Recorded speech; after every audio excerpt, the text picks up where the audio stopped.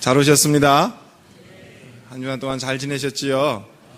네, 저도 주일을 준비하면서 기쁜 마음으로 기대하는 마음으로 오늘 주일을 준비했습니다. 오늘 이 단에서 외쳐지는 그 하나님의 말씀에 여러분 은혜가 되기를 주님으로 축복을 드립니다.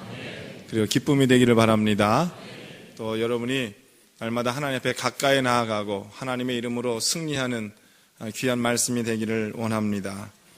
오늘 빌립보서 말씀을 전한 지 네 번째 말씀인 것 같습니다. 1장 12절로 18절 말씀을 통하여서 기뻐하고 또한 기뻐하리라 이 말씀 전할 때 여러분 마음 가운데 어떠한 상황 가운데서도 기뻐하는 은혜가 있기를 바랍니다.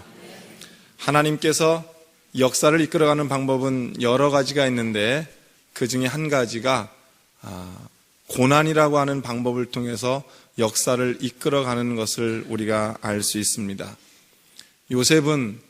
요셉의 인생의 고난을 통하여서 애굽의 총리로 만들어주셨고 애굽에서 수많은 사람들이 고난하고 그 고난의 기도를 드릴 때 하나님이 들으시고 출애굽시키셨고 또한 많은 사람들의 희생과 헌신과 수고와 고난을 통하여서 복음이 세계 곳곳으로 들어가는 그런 놀라운 일이 있었습니다. 그렇게 보면 순간순간 우리가 고난을 당할 때는 하나님이 안 계신 것 같고 하나님이 기도에 응답하시지 않는 것 같지만 그러나 긴 하나님의 역사의 관점, 하나님의 구속사의 관점에서 보면 역사를 이끌어가는 방법이 고난을 통하여서도 하나님의 뜻을 이루어간다는 사실을 우리는 깨닫게 되는 것입니다. 할렐루야. 그러므로 우리는 어떠한 상황 가운데서도 실망하거나 절망하지 않습니다. 왜냐하면 이 고난이 지나고 나면 하나님의 새로운 인도하심과 하나님의 새로운 축복이 우리 가운데 있다는 사실을 우리는 과거의 경험을 통해서 익히 알 수 있기 때문에 그렇습니다. 그렇게 보면 고난은 하나님의 역사를 탄생시키는 진통의 순간임을 깨닫는 시간이 되기를 주님의 이름으로 축복을 드립니다. 여러분, 오늘날 대한민국은 구제역으로 인하여서 국가적인 재앙이라고 하는 말이 심심치 않게 들려옵니다. 이제 우리나라에 있는 소, 돼지, 가축의 10% 이상을 살처분하고 매몰했다고 합니다. 그것으로 끝나는 것이 아니라 이제 매몰된 동물들이 이제 그 이후에 다가올 환경적인 재앙을 생각하면 이루 말할 수 없는 국가적인 재앙이다 이렇게 표현을 합니다. 또 도시에 사는 우리들과는 아무런 관계가 없는 것 같지만 이미 여러분들 아마 피부로 느끼고 있을 겁니다. 물가가 계속해서 오르고 있습니다. 여러분 삼겹살 좋아하지요? 저도 삼겹살 좋아합니다. 그런데 삼겹살 먹으려면 한 번쯤 생각해 봐야 될 시점이 왔습니다. 너무 비싸졌어요. 그리고 잘 팔지도 않는 것을 보게 됩니다. 세계적으로 보면 이집트에서 반정부 시위가 일어났습니다. 그래서 무바라크 대통령이 하야하는 이런 일이 벌어졌습니다. 단순히 이집트라고 하는 한 나라의 반정부 시위로 볼 것이 아니라 그것이 결국에는 식량 전쟁의 배경을 두고 있다는 이야기예요. 이집트에서 고가의 물가가 상승되면서 많은 사람들이 늘 먹던 주식을 쉽게 사 먹을 수 없는 그런 상태에 있는 거예요. 근데 이것이 한 나라의 문제가 아니라 전 세계적으로 지금 그런 식량 전쟁, 그래서 우리나라도 지금 옥수수라든지 이런 비상식량들을 올해부터 축적해 나와야 된다라고 하는 말이 나올 정도로 세계적으로 심각한 위기에 있다는 이야기입니다. 그럼 대한민국에 살고 있는 우리 그리스도인들은 이런 위기 속에서 과연 어떻게 살아야 하는가? 이 고난의 상황을 어떻게 바라봐야 합니까? 실망하고 절망하고 포기해야 되는지. 여러분, 그러나 그리스도인들이 역사를 바라보는 시각은 실망과 절망이 아니라 이 하나님의 고난의 현장 속에서 하나님의 음성을 듣는 것이 하나님의 뜻인 줄로 깨닫기를 바랍니다. 과연 이 고난의 현장을 통하여서 과연 하나님은 이 고난을 통하여서 하나님이 어떻게 삶을 이끌어 가실 것인지. 하나님은 분명히 우리가 알아야 될 것은 하나님은 우리가 고난에 있는 것을 원치 않는다는 사실이에요. 여러분들이 고난의 현장에서 신음하는 소리를 듣고 싶어 하시는 분이 아니라는 사실이에요. 분명하게 말씀드릴 수 있는 것은 하나님은 여러분들이 그 고난의 현장에서 빨리 헤어나오기를 원하고 계시고, 분명히 하나님은 이 고난의 시간이 끝나고 나면 하나님은 새로운 축복의 땅으로 여러분들을 인도해 가실 것을 믿으시기를 바랍니다.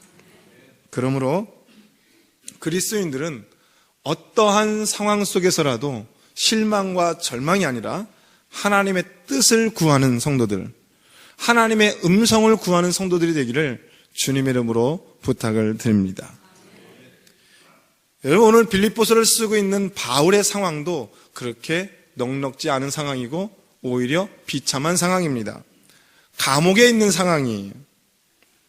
바울의 상황은 감옥에서 발목에는 착고를 차고 있고 손과 몸은 쇠사슬로 묶여져 있는 상태예요. 그리고 바울은 감옥에서 풀려날지 아니면 형틀의 이슬로 사라질지 그것도 모르는 상황이에요. 자기가 죽을지 살지 그것도 모르는 상황입니다. 자신의 미래를 자신도 알 수 없는 그런 불안 상황에 놓여 있는 것이 바울의 상황입니다. 그러나 바울은 이 빌립보서를 로마에 있는 감옥 속에서 쓰면서 이 빌립보서 1장부터 4장까지 쓰면서 기쁨이라고 하는 단어를 자그마치 19번이나 사용하고 있다는 사실입니다. 기뻐하라, 기뻐하라. 나도 기쁘다. 너희도 기뻐해야 된다. 우리는 기뻐해야 된다. 우리는 그리스도 안에서 기뻐해야 된다. 끊임없이 자신이 감옥에 있으면서도 불구하고 기쁨을 말하고 있다는 사실입니다. 왜 그렇습니까?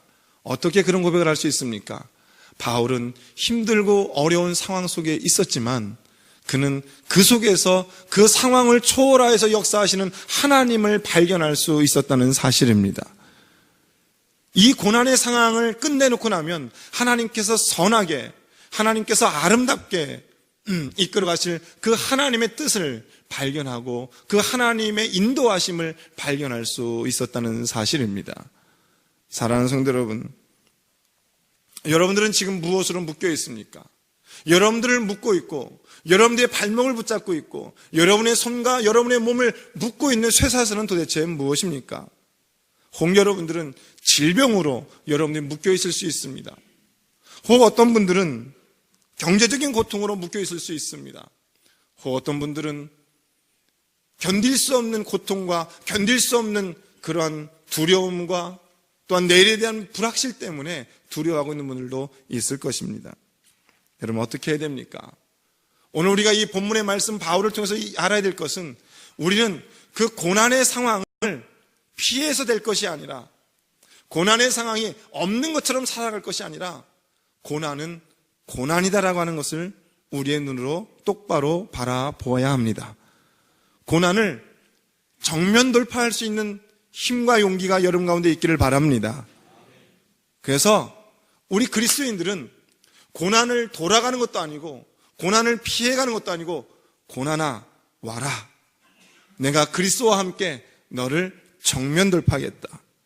고난아 와라. 내가 그리스도와 함께 너를 넘어가겠다.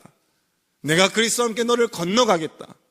여러분, 이 고난의 산을 넘어가면, 이 고난의 강을 넘어가면 하나님께서 여러분들에게 새로운 축복을 예비하고 있다는 사실을 우리는 성경을 통해서, 오늘 말씀을 통해서 발견할 수 있는 것입니다. 사랑하는 성도 여러분, 그러므로 이제 여러분이 어떠한 상황에 있든지 하나님의 음성을 듣는 이 시간이 되기를 주님으로 축복을 드립니다. 여러분이 어떤 고난의 상황에 있든지 하나님의 섭리가 여러분 가운데 있기를 바랍니다. 모든 것이 연합하여 선을 이루듯이 여러분의 인생 가운데 아름다웠던 순간도, 고난의 순간도, 기쁨의 순간도, 슬픔의 순간도, 이 모든 것들이 연합하여서 아름답게 하나님께서 여러분의 인생의 열매로 응답해 주실 것을 확실히 믿습니다. 오늘 바울은 고난 속에서 하나님의 뜻을 발견한다는 사실입니다. 바울은 차디찬 감옥 속에 있습니다. 힘들어요. 사랑하는 사람이 다 떨어졌어요.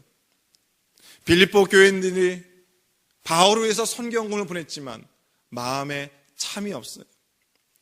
더 바울이 가슴이 아픈 것은 자신의 상황보다 더 가슴이 아픈 것은 뭐냐면 믿음이 연약한 자들이 바울이 감옥 속에 갇혀있는 모습을 보면서 믿음이 흔들리게 있었다는 사실이에요. 왜냐하면 하나님을 믿는 바울이 감옥에 갇혔다. 전능하신 하나님을 믿는 바울이 감옥에 갇혔다.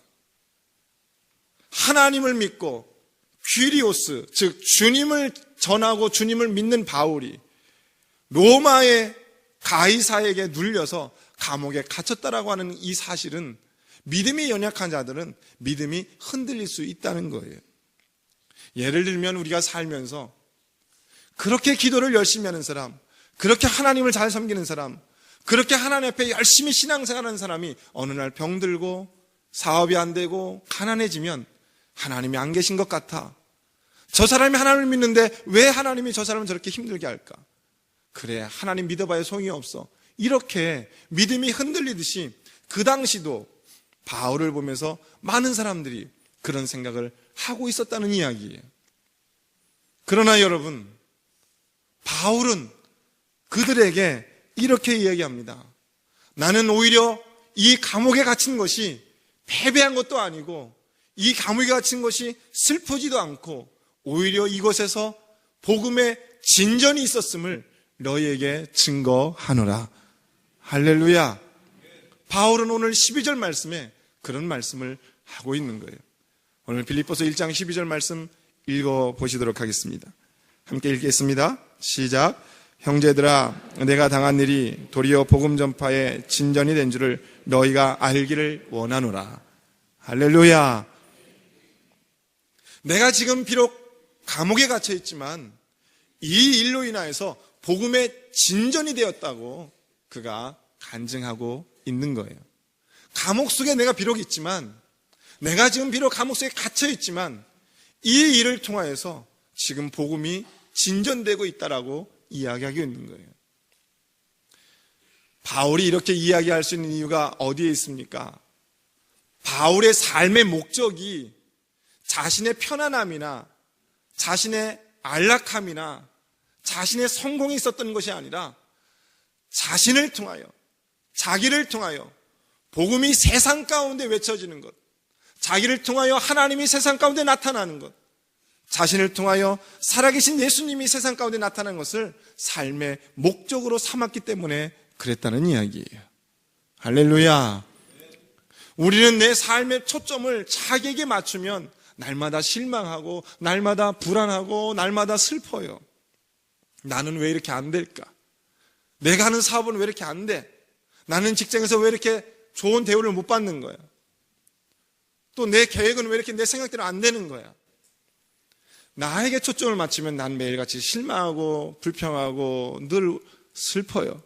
그러나 여러분, 하나님께 초점을 맞추면 어떠한 상황 가운데서 내가 나를 통하여 예수 그리스도가 나타난다면 그것으로 기뻐할 수 있는 줄로 믿으시기를 바랍니다. 할렐루야. 그러므로 여러분, 삶의 축복의 비밀을 여러분들에게 분명히 말씀드립니다. 여러분, 삶의 초점을 내 삶의 성공에 맞추는 것이 아니라 그리스도께 삶의 초점을 맞춰가기를 주님으로 축복합니다. 그랬을 때 하나님은 여러분들의 삶을 여러분이 생각하는 그 이상으로 축복해 준다는 사실을 믿으시기